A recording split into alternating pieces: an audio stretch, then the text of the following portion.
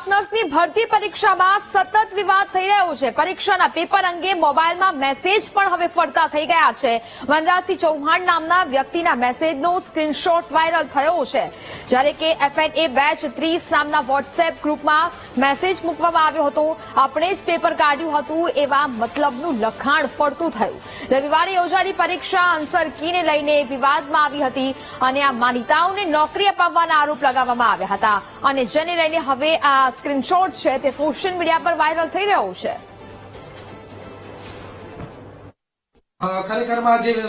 Screenshot viral થયો છે એ કોઈ પણ પ્રકારના તથ્ય વગરનો વાયરલ થયો છે અને ખોટી રીતે બદનામ કરવાનો પ્રયત્ન થઈ રહ્યો છે। ખરેખરમાં એ જે સ્ક્રીનશોટ છે પેપર 1 પૂરું થયા પછી ઘણા બધા ઉમેદવારનો કોલ આવ્યો હતો કે સાહેબ તમે જે અમને ગાઈડ કર્યા હતા, જે સલાહ આપી હતી, માર્ગદર્શન આપ્યું હતું એ પ્રમાણે જ આખું પેપર પૂછાયું હતું અને એની અંદર જે કહેવાય છે કે પ્રશ્નો નર્સિંગનો જે લિમિટેડ ટોપિક છે એ ટોપિકમાંથી પૂછાયા હતા અને આપણે વાત કરી હતી કે ભાઈ આ ટાઈપના તમે પ્રશ્નો પૂછાઈ શકે છે અને એવા પ્રશ્નો પૂછાયા હતા જેથી કરીને વિદ્યાર્થીઓ લાગે કે ભાઈ પેપર આપણે પૂછાયું છે અને એટલા માટે એક ખુશીમાં કહેવાય છે કે ભાઈ કોઈને મેં ગાઈડ કર્યા હતા અને ગુજરાતની અંદર કહેવાય છે કે નર્સિંગની અંદર એટલા ગાઈડલાઈન કરવા માટેના ઉમેદવારોને ગાઈડ કરવું કઈ રીતે કરવું એના માટે ઓછા વ્યક્તિ હોય છે। તો એક મારી નૈતિક ફરજ સમજાઈને મેં એવું કીધું પેલા બધાને એક સલાહ આપીએ કે આ ટાઈપની તમે તૈયારી કરો જેથી કરીને તમારું રોજગારી મળે ને તમે સારા એવા માર્ક્સ કંઈ કરી શકો અને એ જ વસ્તુને લોકોએ ઊંધી રીતે વર્તન કરીને ઊંધું દર્શાવીને અને પ્રદર્શિત કર્યું છે જેથી કરીને મારું નામ બદનામ થાય હું આ કામગીરી કરતો બંધ થઈ જાઉં। વસ્તુ એ છે પેપર 1 પૂરું થયા પછી નર્સિંગના પેપર પૂરું થયા પછીની વાત છે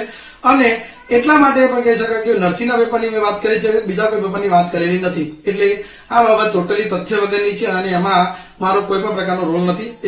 એક સલાહકાર અને ગાઈડલાઈન એક મોટિવેટર તરીકે મેં એક વિડીયો બનાવેલો, એક મેસેજ બનાવેલો હતો અને એ મેસેજ મેં મોકલેલો છે। બીજું કોઈ પ્રકારની વાત આમાં લાગુ પડે